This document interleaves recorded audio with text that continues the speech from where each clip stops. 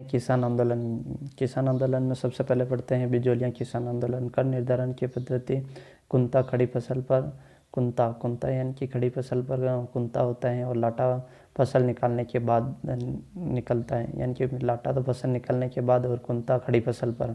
तलवार बंधाई या उत्तराधिकारी कर या प्रथा राजपूतों ने मंगोलों से ली। जोधपुर में इसे कैद खालसा या पेशकशी कहते हैं, यानी कि जोधपुर में तलवार बंधाई को क्या कहते हैं तो कैद खालसा या पेशकशी कहते हैं। अजीत सिंह ने इसे हुक्मनामा नाम दिया, यानी कि अजीत सिंह ने इसे हुक्मनामा नाम दिया, और जोधपुर में इसे कैद खालसा व पेशकशी कहते हैं। जयपुर प्लस उदयपुर में इसे नजराना कहा जाता है, यानी कि तलवार बंधाई को उत्तराधिकारी कर को जयपुर में क्या कहते हैं तो जयपुर प्लस उदयपुर में इसे नजराना कहते हैं। जयपुर प्लस उदयपुर में नजराना कहते हैं। 1897 से 1841, 1897 से 1941 मेवाड़ प्रथम श्रेणी का ठिकाना बिजोलियाँ श्रेणी संस्थापक अशोक परमार था। सांगा खानवा युद्ध में गया था, और भारत का सबसे लंबा 44 साल चलने वाला अहिंसात्मक किसान आंदोलन था, जहाँ सर्वाधिक धाकड़ जाति के किसान थे और 84 प्रकार की लाग बागें थीं। प्रथम चरण 1897 से 15। नेतृत्व साधु सीताराम दास। गिरधारीपुरा गांव में गंगा राम की मृत्यु पर किसान एकत्रित हुए, निर्णय लिया। नानक जी व ठाकरे पटेल को महाराणा फतेह सिंह के पास भेजा, यानी कि नानक जी व ठाकरे पटेल को महाराणा फतेह सिंह के पास भेजा। फतेह सिंह ने जांच के लिए हामिद हुसैन को भेजा, यानी कि फतेह सिंह ने जांच के लिए किसे भेजा तो हामिद हुसैन को भेजा। 1903 में सामंत कृष्ण सिंह लड़की के विवाह पर 5 रुपये कर लगाया, यानी कि 1903 में सामंत कृष्ण सिंह ने लड़कियों के विवाह पर 5 रुपये का कर लगाया। 1906 में तलवार बंधाई कर पृथ्वी सिंह ने लगाया। महाराणा ने अमर सिंह राणा को नियुक्त किया, यानी कि 1906 में तो तलवार बंधाई लगा। द्वितीय चरण 1915 से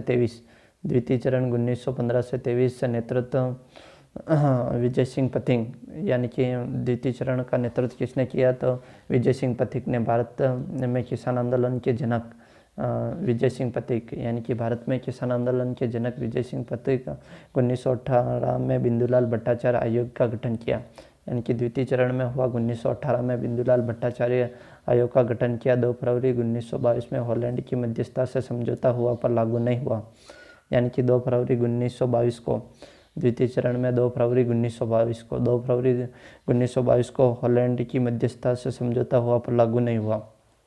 2 फरवरी 1922 को हॉलैंड की मध्यस्थता से समझौता हुआ पर लागू नहीं हुआ। विजय सिंह पथिक जन्म बुंदेलशहर यूपी, मूल नाम भूप सिंह गुज्जर, यानी कि विजय सिंह पथिक का जन्म बुंदेलशहर यूपी, नाम भूप सिंह गुज्जर। पथिक को टोटगढ़ जेल में बंद बनाया गया, यानी कि पथिक को कहाँ पर बंद बनाया गया तो टोटगढ़ जेल में। यहाँ से फरार होकर ओसड़ी गांव पहुँचे, वहाँ महात्मा के रूप में प्रसिद्ध हुए। किसान पंच बोर्ड 1912 में अध्यक्ष साधु सीताराम दास थे, यानी कि किसान पंच बोर्ड के अध्यक्ष साधु सीताराम दास थे। और कब हुआ तो किसान पंच बोर्ड 1916 में, और ऊपरमाल पंच बोर्ड 1917 में अध्यक्ष मुन्नालाल पटेल को बनाया। ऊपरमाल तो 1917 में अध्यक्ष मुन्नालाल पटेल, और किसान पंच बोर्ड 1916 में अध्यक्ष साधु सीताराम दास।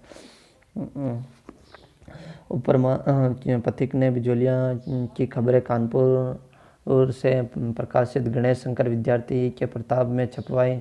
इसके अतिरिक्त अभ्युदय मराठा व भारत मित्र अखबार में छपवाई, यानी कि पथिक ने बिजोलियाँ की खबरें कानपुर के प्रकाशित गणेश शंकर कानपुर से हुई, यानी कि पथिक ने बिजोलियाँ किसान आंदोलन की खबरें कानपुर से प्रकाशित गणेश शंकर विद्यार्थी के प्रताप में छपाई। इसके अतिरिक्त अभ्युदय मराठा व भारत मित्र में अखबार में छपाई।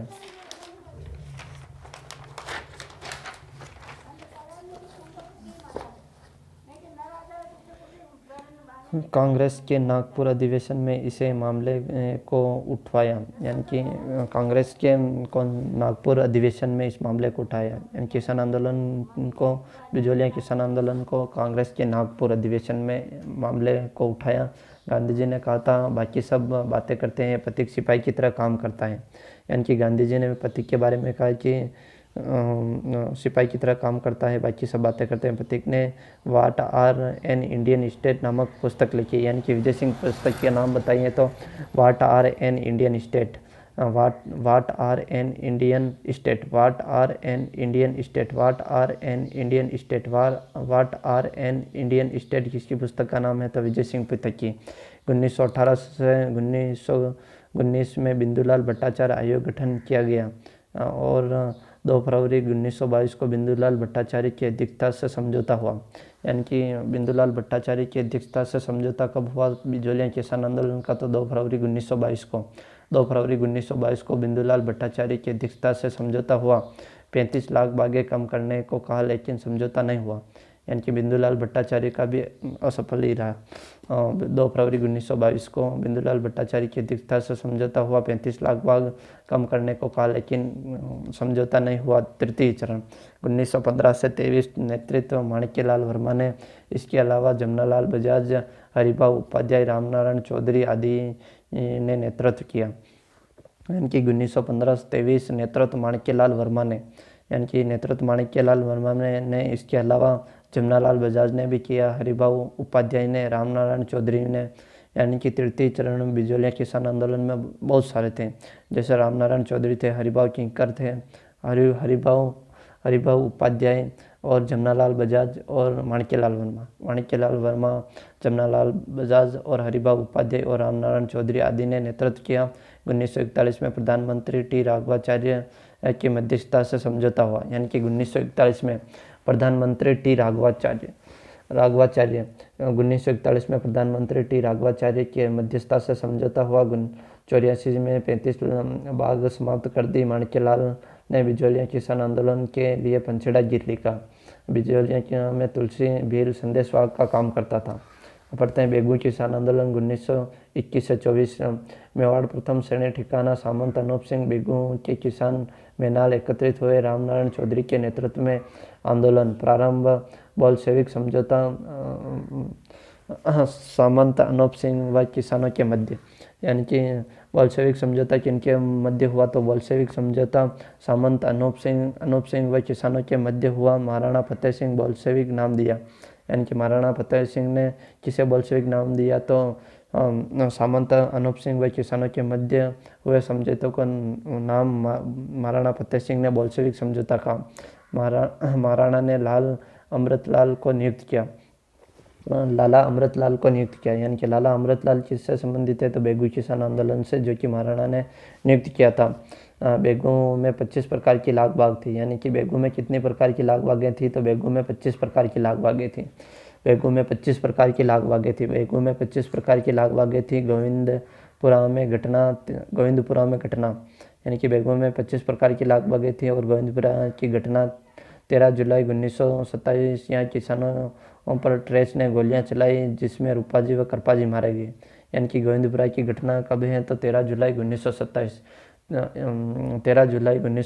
गोविंदपुरा की घटना बेगू किसान आंदोलन में 13 जुलाई 1927 यहाँ किसानों पर ट्रेस ने गोलियां चलाई जिसमें रूपाजी व कृपाजी मारे गए।